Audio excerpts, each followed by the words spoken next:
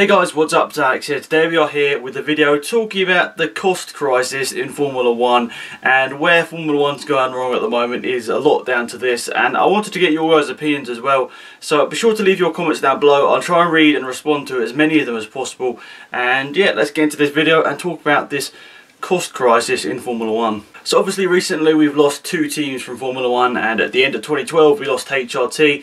So Caterham, HRT and Marussia, as we know them now, the three teams that joined in 2010 have all gone out of Formula 1 now, and who knows whether they're going to be back. I hope so. I hope at least Marussia, I think, I've got some sort of buyer arranged, but we'll see that in the coming days if that happens. But Caterham not looking very likely, and HRT obviously has been long gone.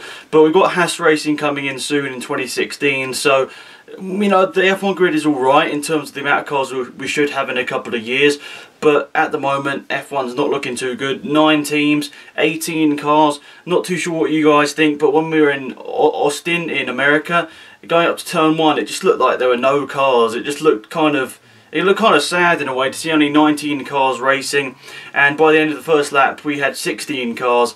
And you think back to 2010 where we had 24 cars starting, it just feels kind of sad that so little cars are racing now in terms of that. And I think back in F1 like 20-30 years ago there were like 30-40 cars racing in some races, and it makes you think there's a problem here because we're losing people in terms of viewers, we're losing people in terms of teams, and overall Formula 1 is just going in the wrong direction at the moment, which is it's unlucky for us fans because we want to see good racing, and there has been some good racing this year, but obviously the more teams you've got, the more teams you're likely to have in terms of, you know, fighting against each other and stuff. I mean, even Caterham and Marussia, they were fighting against each other even though they're at the back of the grid. So I'm going to run through some stats about some stuff that's happening in Formula 1 over the last couple of years. If we look back to 2010, we had some sort of cost capping in a way that in 2010 the engines were predicted to be about £5 million, I think, over a season, and looking at what it is today, it's 15 million, and the teams that joined F1 back in 2010 were promised a £5 million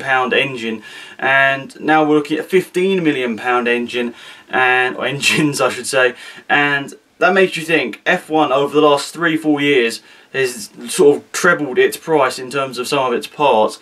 And then you think, how are some of these teams even surviving if the costs are just going up and up and up and there isn't any cost capping or anything?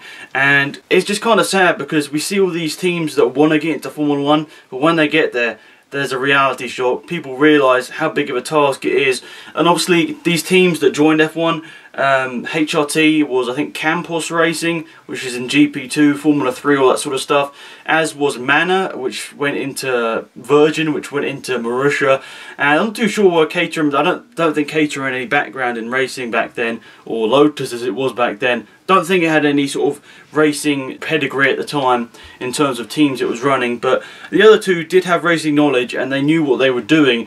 But when they got to F1 they were like, wow, this is a big step from GP2, Formula 3, and the costs are crazy as well. It's really sad to see that because we see that massive increase in prices, which you know, the teams had no, you know, they didn't really sign up for that, did they? They signed up for a £5 million engine, for example, and now they're having to pay £15 million for engines. It's kind of crazy and a bit ludicrous that F1 has got like this. It's so expensive, and it's just really, in a way, ruining the sport for some people. I mean, some people are absolutely fine with how it is, but personally, I do like to see as many cars on the grid as possible. It gives us more chance, and you know, when you know the inner passion and amazement when you see Marussia, you saw Jules Bianchi get points at Monaco. That was a massive moment for everyone, you know, F1 fan. Even if you weren't supporting Jules Bianchi, you were just so happy for him, the team and everything when that happened. And I think we lose that if we don't have the back market teams, because there isn't really anything for the other guys to aim for. They've all scored points, except from Sauber this year. But you know what I mean. They've all challenged for points, and they're all sort of new to it. They're all sort of used to it. So when you have Caterham and Marussia at the back of the grid, it makes it interesting. Some qualifying sessions they somehow get into Q2, and you're just so happy. And we just lose that. Obviously we're not having them in the grid at the moment, which is unfortunate. So I've actually got some figures about what some of these teams are getting from the sort of FIA at the end of the season. FIA, Bernie Ecclestone. I'm not too sure who actually ends up paying them, but these are what I've got it written down on a notepad here so I can actually read it off. So The prize Red Bull got for winning last year was £62 million, which was converted from dollars and everything, so it's probably a bit approximate in terms of that, especially it depends what source you get it from as well.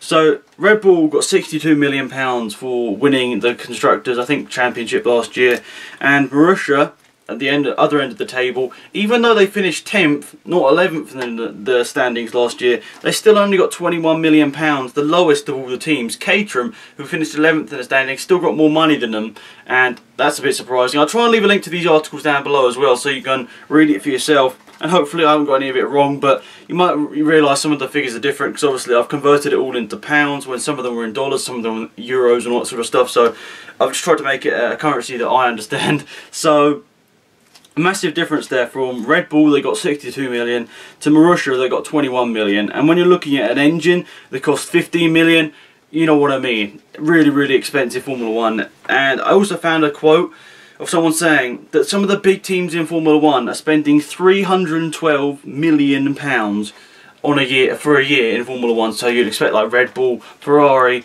Mercedes, that sort of thing. They're spending 300 million plus pounds a year on their cars, and then you're looking at people like Marussia, which are probably spending 20 odd million, because that's pretty much all they get from the funding and whatever their drivers end up giving to them. So you see the difference. 300 plus million for a big team and maybe like 30-40 million for a smaller team. There's the big difference there, and maybe there needs to be some sort of cost cap there in terms of maybe you can only spend 60 million, maybe a bit more than the small teams can afford, but at least it gives them a chance of actually getting somewhere near those points. And if we look at some of the revenue that Formula 1 gets, this is a quote as well I got offline, so hopefully it's accurate. And apparently saying that Formula 1 in 2011 got nearly $1 billion in terms of revenue, and I think only the F1 teams are only receiving maybe about a quarter of that, a quarter to a third of that. So you know what I mean, where's the rest of that money going? Obviously some of it into development of the sport, making it better for fans and that sort of stuff, but there's still a lot of money there that could be spent on the teams, which isn't. And that's kind of sad to me, seeing that not all the money that could go to the teams is, because we want to make sure these teams survive. Obviously we don't want to take, the teams to take the FIA for granted and just take all this money and not actually end up using it.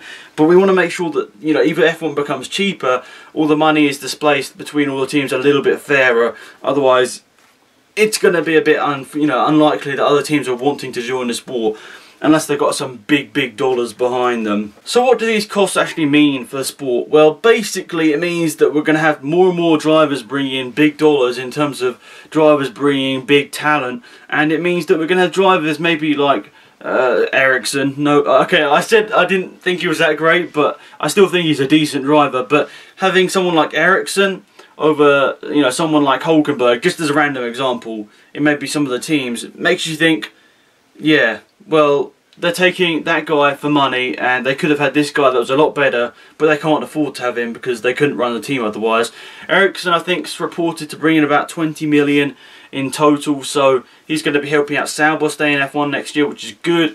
And hopefully they find another driver that can bring in the money. I don't know, that's Gutierrez or Sutil, I don't know, or maybe Van der Garde, I don't know, but it means that this massive cost of Formula 1 will mean we have paid drivers, which is unfortunate, because we want to see the talent rise to the top. And when you have a sport that is so expensive, it's hard for the best to get to the top, as they normally don't bring a lot of money.